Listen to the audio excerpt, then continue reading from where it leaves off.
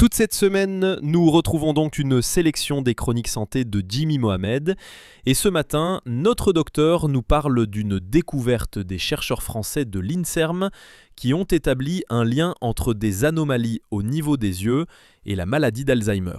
Oui, on sait que dans la maladie d'Alzheimer, vous avez une atteinte des petits vaisseaux sanguins du cerveau. Et quand un patient a la maladie d'Alzheimer et qu'on observe ses yeux, et plus particulièrement sa rétine, on s'aperçoit que cette rétine a exactement les mêmes anomalies de vaisseaux sanguins que celles retrouvées dans le cerveau. Mais alors ça veut dire qu'en observant simplement les yeux d'un patient, on pourrait prédire une éventuelle maladie d'Alzheimer ?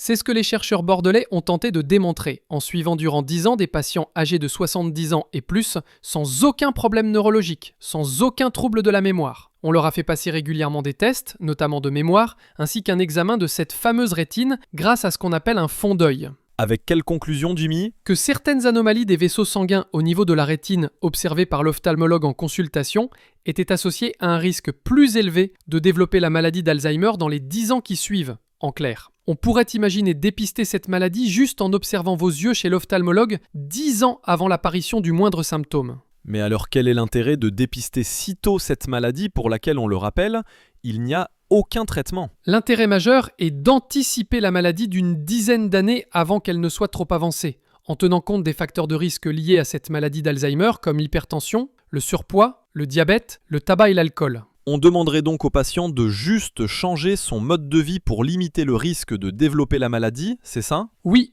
l'idée des chercheurs est de partir d'une forme de dépistage de routine pour ensuite, à la carte, corriger ces facteurs de risque éventuels. Bref, essayer de corriger le tir avant qu'il ne soit trop tard. Et les chercheurs vont même plus loin puisqu'ils envisagent même un dépistage encore plus précoce, chez des sujets encore plus jeunes. Peut-être que plus tard, on passera des scanners de la rétine à 30 ans pour dépister la maladie d'Alzheimer. Les yeux ne sont peut-être pas que le miroir de l'âme, mais peut-être tout simplement celui de cerveau.